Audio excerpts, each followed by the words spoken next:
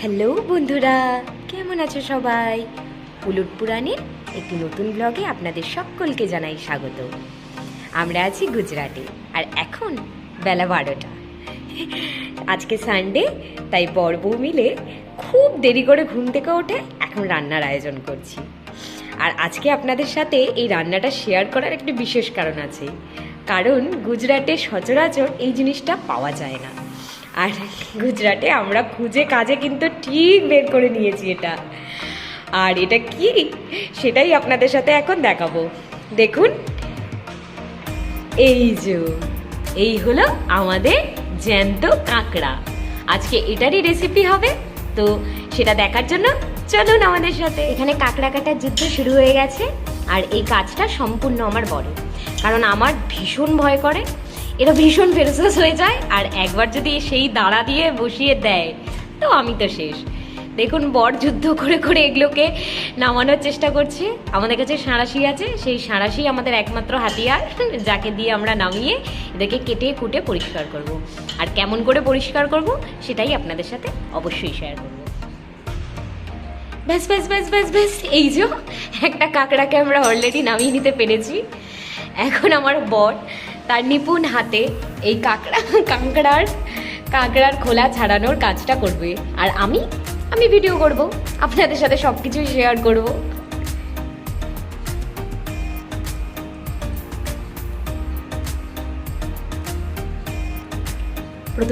প্রথমে দাঁড়াগুলোকে একে একে করে ভেঙে নিতে হবে, তারপর পেছনের খোলাটাকে ছাড়াবো। আর আপনারা কারা কারা কাঁকড়া খেতে ভালোবাসেন সেটা অবশ্যই জানাবেন। কাঁকড়া ঝাল কিন্তু খেতে মন্দ হয় না। আর গুজরাটে কাঁকড়া পেয়েছি এই অনেক বড়। আর এখানে জানেন তো, কাঁকড়া চিংড়ি এসব ননভেজ আইটেমের দাম কিন্তু প্রচুর কম। আমাদের কলকাতায় হলে অনেক বেশি হতো। এখানে 1 কিলো কাঁকড়া 360 টাকা পড়েছে, কলকাতার দামের তুলনায় অনেকই কম। আর চিংড়ি মাছ, মোটামুটি মাঝারি সাইজের চিংড়ি 1 কিলো 400 টাকা পড়ে। আর মাটনের দাম শুনলে তো আপনারা অবাকই হয়ে যাবেন।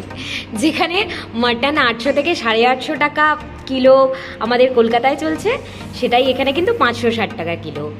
আর কচি পাঁঠা একদম কবজি ডুবিয়ে খাওয়া যায়, যা দারুণ টেস্ট না, আপনাদের বলে বোঝানো যাবে না। 6 কিলোর ওজনের পাঁঠা এনেছিল এর আগের বার, তো রান্না ভীষণ সুস্বাদু হয়েছিল। কচি পাঁঠার ঝোল বুঝতেই পারছেন, অদ্ভুত ইমোশন। তো আমার বর আরেকটা কাঁকড়া নামিয়ে নিয়েছে, এখন এই দাঁড়াগুলোকেও ছাড়িয়ে নেবে। একে একে এই সমস্ত কাঁকড়ার দাঁড়াগুলো ছাড়ানো হয়ে গেলে তারপর এটাও জ্যান্ত ছিল, এখন মরে গেছে। হ্যাঁ, কালকে রাত্রে অফিস থেকে ফেরার সময় আমার বর নিয়ে এসছে, তো এই কাঁকড়াটা একমাত্র মরে গেছে, বাকি সবগুলোই জ্যান্ত আছে। তো এটার দাঁড়াগুলোও ছাড়িয়ে নেবে, নিয়ে তারপর পেছনের খোলাটা ছাড়াবে, তাই তো। তারপর ব্রাশ দিয়ে ভালো করে যেসব নোংরা টোংরা আছে সেগুলো পরিষ্কার করে নেবে। এটাই খুব যন্ত্রণা। রান্না করতে তো বেশি সময় লাগে না, কিন্তু এটা বাছাবাছি করতে কিন্তু ভীষণ সময় কনজিউমিং ব্যাপার।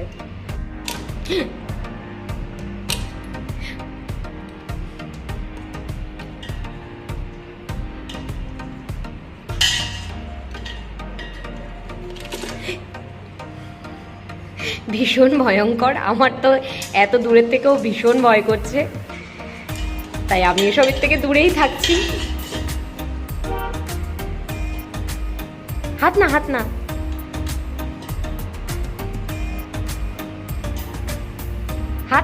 নয়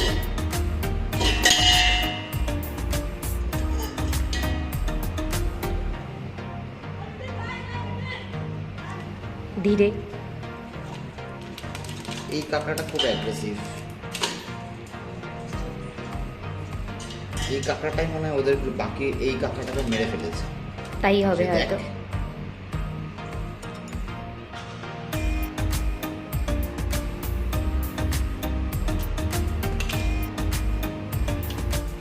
দেখুন, আমার বরের কিন্তু দাঁড়াগুলো ছাড়ানো একদম কমপ্লিট। এখন খোলাটা ছাড়ানোর পালা। পিছন থেকে এই যে বিয়ের মতো অংশটা আছে, এখান থেকে হচ্ছে এটাকে তুলে নিতে সব জ্যান্ত, তো মুশকিল।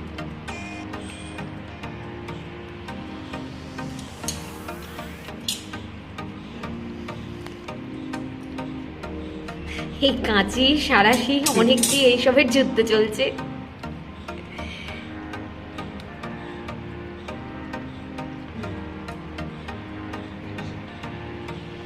পিছনে এটাকে খুলে খুলে দিতে হবে।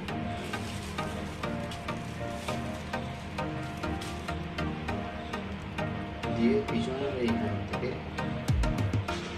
একটা রয়েছে, তুমি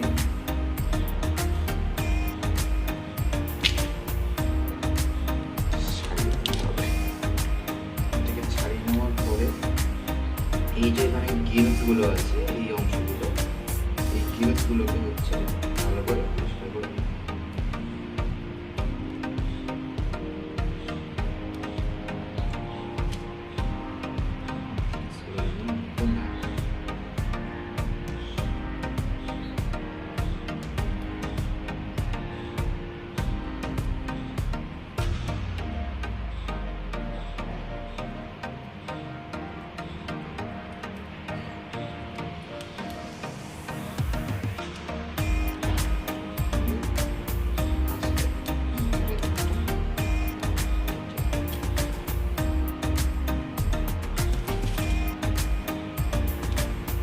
দিয়ে মাঝখানে বড় কাঁকড়া হলে আপনারা এইখান থেকে হাফ করে দুটো ভাগ করে নিতে পারেন। এটা ছোট আছে, যেটা হাফ করবো না। এইভাবে আমি এখন সব কাঁকড়াগুলোকে রেডি করে নেব। দেখুন সমস্ত কাঁকড়ার দাঁড়া ছাড়িয়ে তারপর তাদের খোলা ছাড়ানো একদম কমপ্লিট। এখন এটাতে অনেকদিন ব্রাশ করে না, তাই দেখুন আমার বর এদেরকে ব্রাশ করিয়ে দিচ্ছে। না আসলে কি বলুন তো, খোলার ভেতরে অনেক নোংরা বালি কাদা এসব লেগে থাকে, তাই জন্য এদেরকে একটু ব্রাশ দিয়ে পরিষ্কার করলে একদম চকচকে পরিষ্কার হয়ে যায়।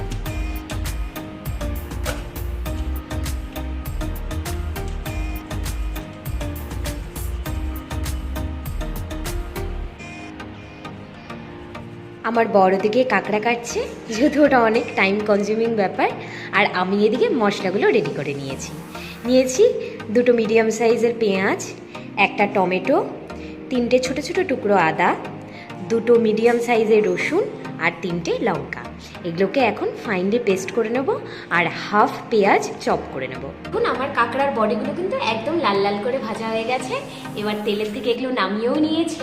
এবার আমরা এই কাঁকড়ার দাঁড়াগুলোকে ভেজে, দেখুন দাঁড়াগুলো ভাজতে কিন্তু বেশি সময় লাগে না।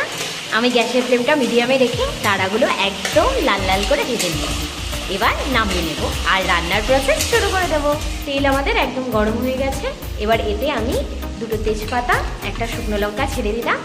এটাকে 5-7 সেকেন্ড একটু ভেজে নেওয়ার পর আমি এতে অ্যাড করে দেব সাদা জিরে। এবার এই সবগুলোকে গন্ধ বের হওয়া পর্যন্ত, যতক্ষণ না সুন্দর স্মেল বেরোচ্ছে, একটু ভেজে নিয়ে তারপর একে একে আমার পেঁয়াজ কুচি, আদা কুচি, রসুন কুচি যা যা প্রসেস সেগুলো কন্টিনিউ করব।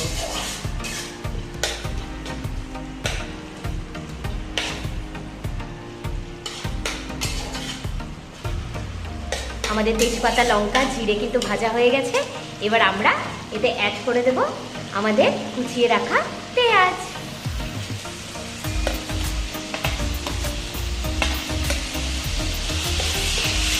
এবার এই পেঁয়াজটাকেও গোল্ডেন ব্রাউন হওয়া পর্যন্ত আমরা ভেজে নেব। পেঁয়াজটা গোল্ডেন ব্রাউন হয়ে যাওয়ার পর আমি এতে অ্যাড করে দিয়েছিলাম আমাদের পেস্ট করে রাখা পেঁয়াজটা।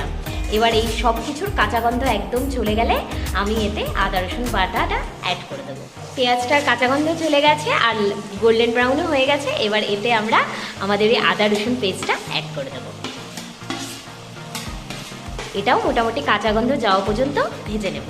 আর গ্যাসের ফ্লেমটা এই পর্যায়ে আমি লো রেখেছি। লো রেখে আমি মশলাগুলোকে খুব সুন্দর করে কষিয়ে নেব। আদা রসুন আমার একদম ভাজা হয়ে গেছে আর কাঁচা গন্ধ চলে গেছে। এবার এতে আমরা অ্যাড করে দেব আমাদের পেস্ট করে রাখা টমেটো। আর টমেটো অ্যাড করা মানে তার সাথে সাথে কিছু মশলা অ্যাড করে দেওয়া। চলুন দেখে নেওয়া যাক কী কী মশলা অ্যাড করেছি। দিয়ে দিলাম 1 টেবিল স্পুন নুন, 1 টেবিল স্পুন হলুদ, 1 টেবিল স্পুন কাশ্মীরি লাল লঙ্কার গুঁড়ো, 1 টেবিল স্পুন জিরে গুঁড়ো, 1 টেবিল স্পুন ধনে গুঁড়ো, 1/3 টিস্পুন গোলমরিচ গুঁড়ো আর 1 টেবিল স্পুনের মতো গরম মশলা। মশলা কিন্তু আমাদের অলমোস্ট কষানো শুরু হয়ে গেছে, মোটামুটি সাইড দিয়েও তেল ছাড়তে শুরু করে দিয়েছে। এবার ভেজে রাখা কাঁকড়াগুলো এর মধ্যে দিয়ে কিছুক্ষণ নাড়িয়ে চাড়িয়ে নিয়ে জল অ্যাড করে দেবো।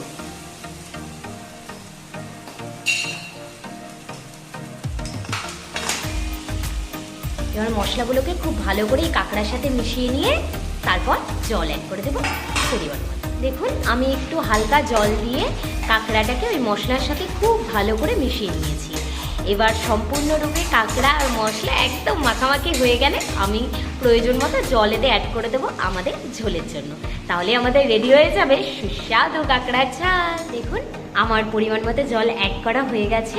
এবার এটাকে হাই ফ্লেমে দিয়ে একদম ফুটিয়ে একদম কাঁকড়ার কষা রান্না করব। আর ততক্ষণের জন্য সময় লাগবে 10 মিনিট। 10 মিনিট পরে আবার আপনাদের সাথে দেখা হচ্ছে। এই পর্যায়ে ঝোল কিন্তু একদম শুকিয়ে একদম এক্সপেক্টেড কনসিস্টেন্সিতে চলে এসেছে। এবার আমরা গ্যাসের ফ্লেমটা অফ করে দেবো। এইভাবেই তৈরি হয়ে গেল আমাদের কাঁকড়ার ঝাল। দেখা হচ্ছে নতুন কোনো এক্সাইটিং ব্লগে। ততক্ষণের জন্য টাটা।